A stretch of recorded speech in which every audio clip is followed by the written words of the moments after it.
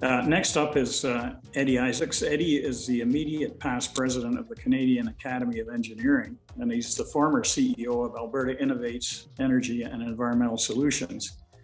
And Eddy, of course, is no stranger to the world of energy research in Alberta, and was moderator of webinar number 2 in this series, Decarbonization and Energy Technologies Addressing Climate Change.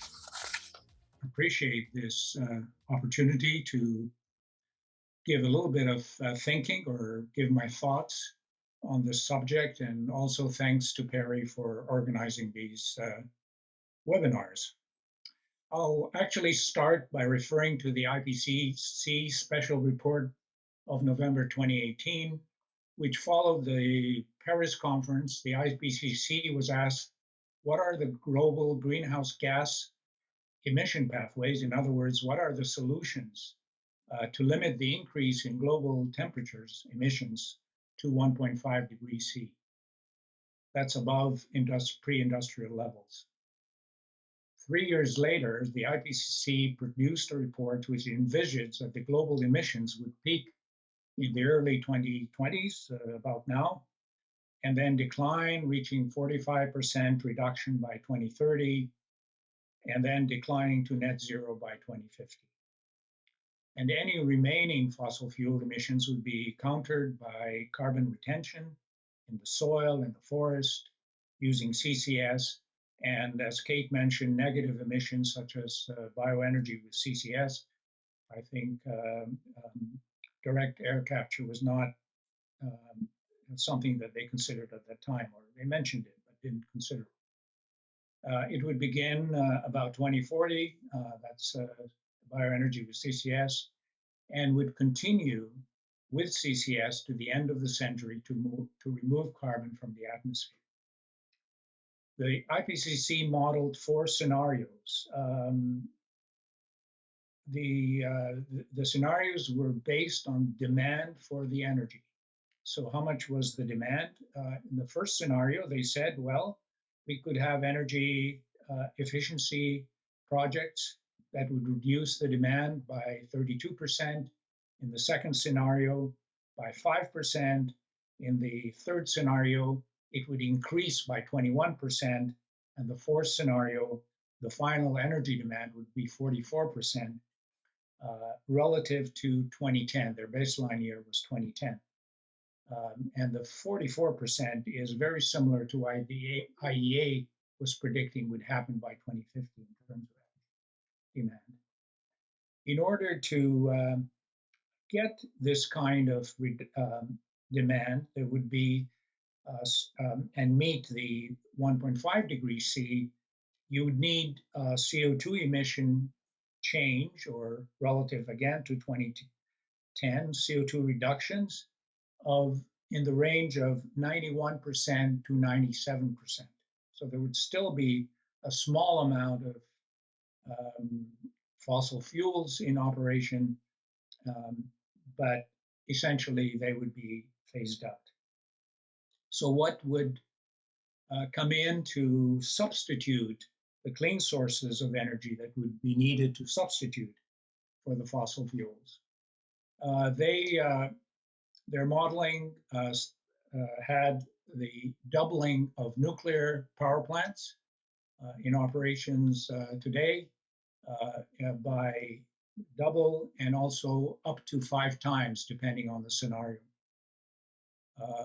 So if we do the math, we currently have 440 operating reactors in the world.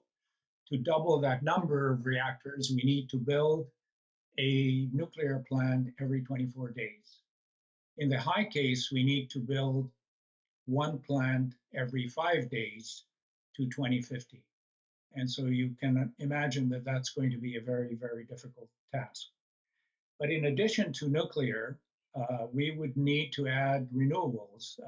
These would be hydro, wind, and solar, but they would need to increase by 8 to 11 times to bring renewable share of electricity to the range of 71 to 80% by 2050, depending on the scenario. Currently, they are at 27. Again, that's a very, very large jump from where we are today to have an increase of 8 to 11 times. In addition to that, they also had biomass increasing where it is today by 4 times, up to 4 times, I should say. In one scenario, they had no increase and up to 4 times. Again, that's essentially a difficult task. In addition to all of that, as Kate mentioned, there would be CCS and bioenergy with carbon capture and storage.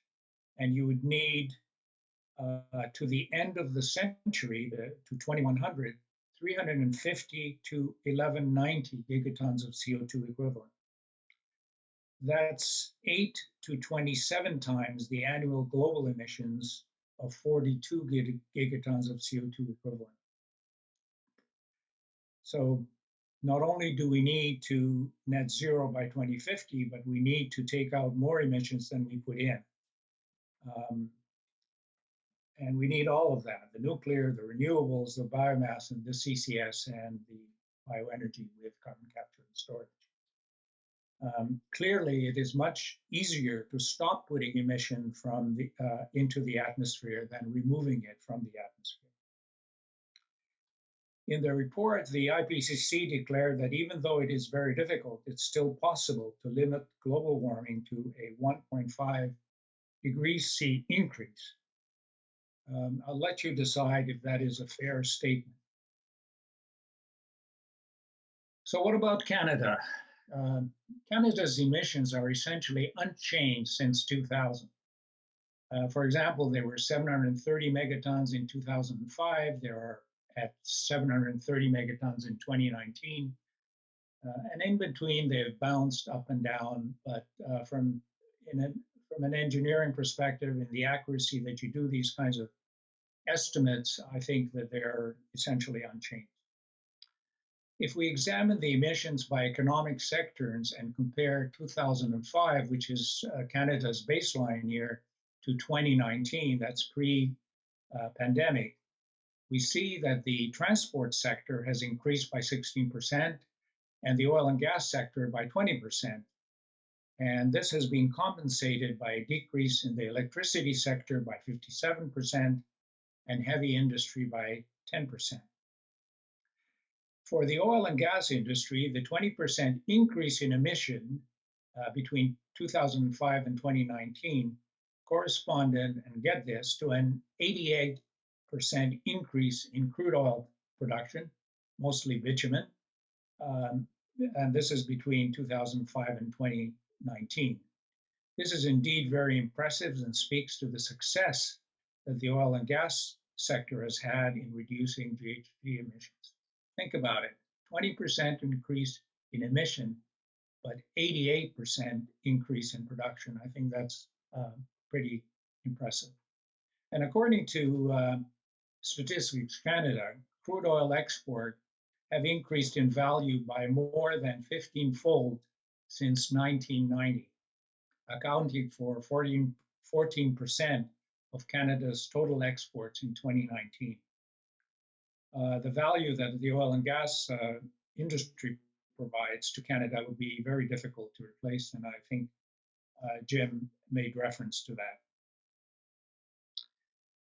The problem internationally is that it is very hard to come to an agreement between parties. Negotiations are slow, texts are watered down, and in the end, countries don't follow through with their commitments. On the other hand, there is much better chance for acting in a jurisdiction such as Alberta, which has an innovative, technology-focused culture.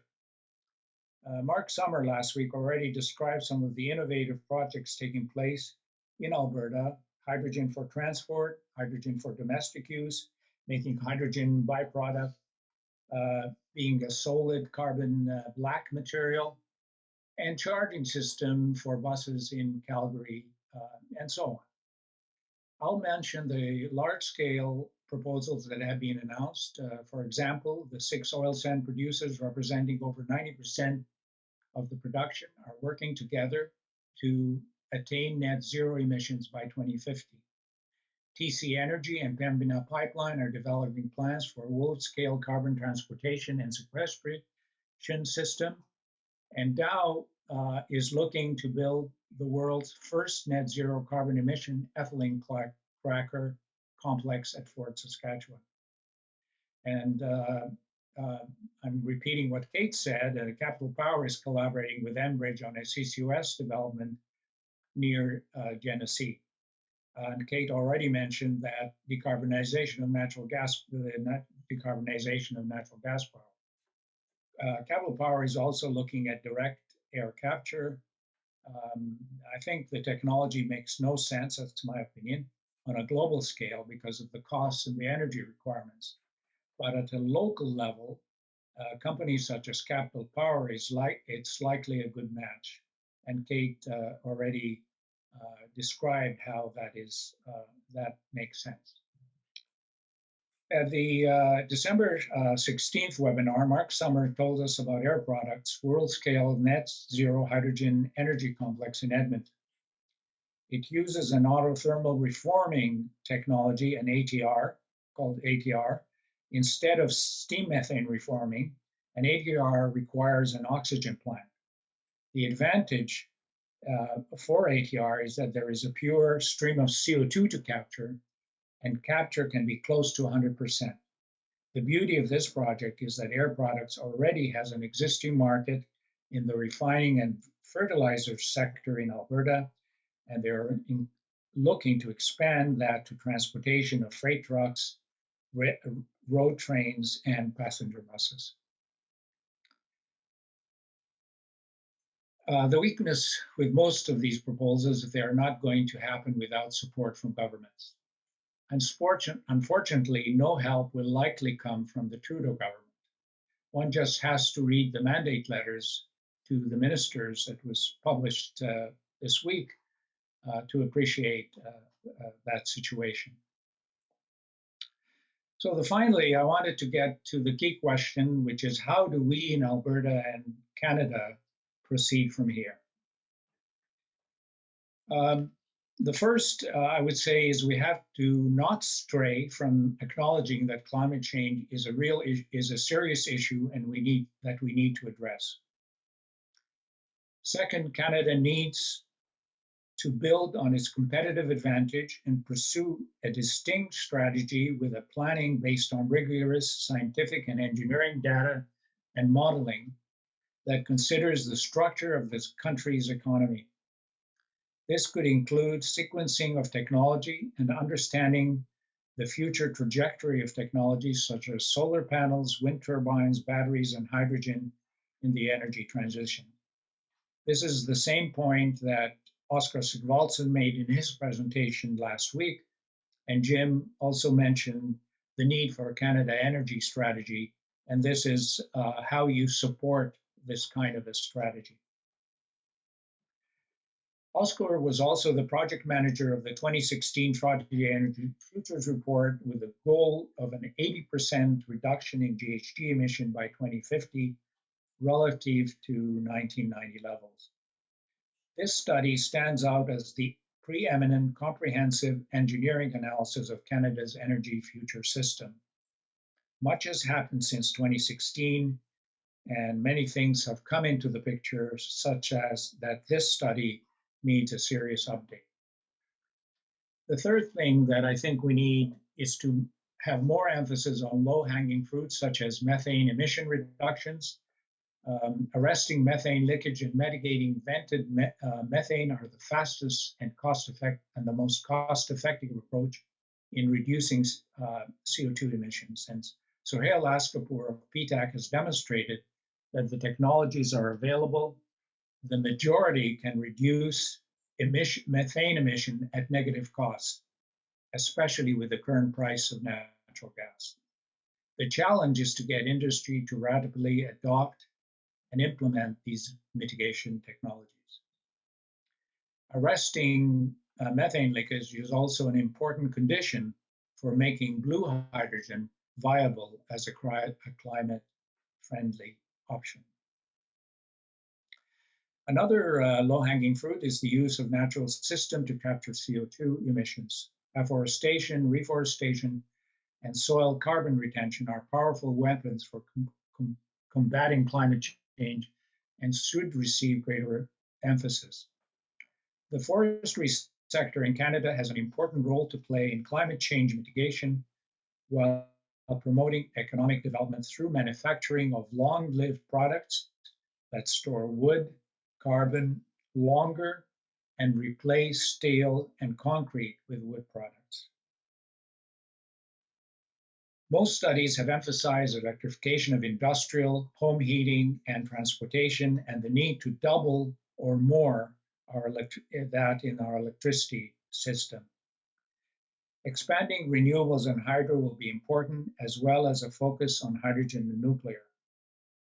Blue hydrogen is Alberta's focus and a technology where Alberta wants to become a world leader, building on its strength and infrastructure on using hydrogen in upgrading, refining, and making fertilizer. The development of blue hydrogen needs to be pursued vigorously while recognizing that there are obstacles. The extra energy required in the integration of CCS.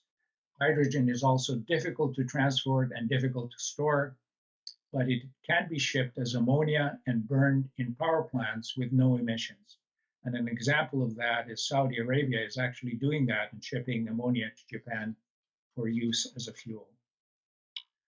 There's also a new hope for nuclear with the shifting emphasis on smaller and safer nuclear reactors or SMRs. Axel spoke about the revival for nuclear for both fission and fusion.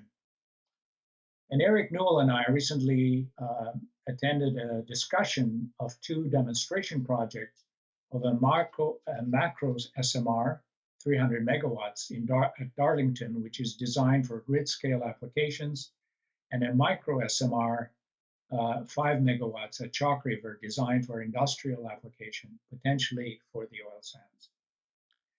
Axel described it in more detail than I'm doing here.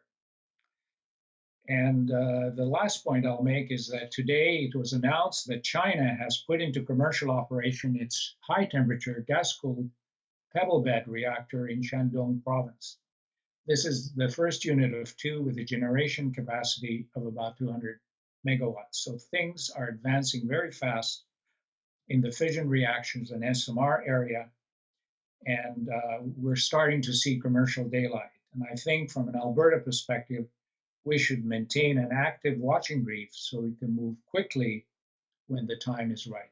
Thanks very much, Eddy. It's always good to listen to you. You've got such a broad knowledge base on all of the technologies that are happening. A couple of notes that I've taken here, and I've sort of formed this opinion lately in reading what I've read about the future, and that is that we're not going to be able to do what we're setting out to do here without two things. One of them being carbon capture and storage. We give a lot of airtime to that in Alberta right now, but the other one is in nuclear, and nuclear doesn't seem to have a champion. At least in Canada right now. And, you know, if you think about our position in Alberta, you would say, well, we don't have any uranium here, so, you know, maybe we shouldn't talk about that. But we have uranium right across the border, you know, in northern Saskatchewan. And I've been an underground miner. I started out my career at the 5,000 foot level underground, not on the end of a drill bit, but tunneling down there. And I know all about underground mining, cut and fill, and all the rest of it. And I've always wondered why we did not, or could not take the position that our uranium mines could be the custodian of the fuel and do a cradle to grave opportunity with those that want to use nuclear power. Yeah. And you might not get a corporation to be willing to underwrite that. But if the government of Canada said, look, we want to do this for the world to help it happen, they could backstop any liability.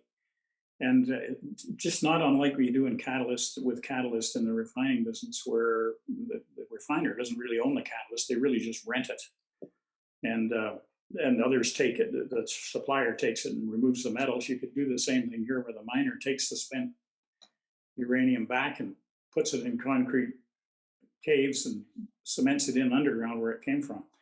So I think there's opportunities there too that we haven't really explored, and that's why I think, you know, we need a bit more of a total Canada approach that would involve coordination with all the provinces to do this.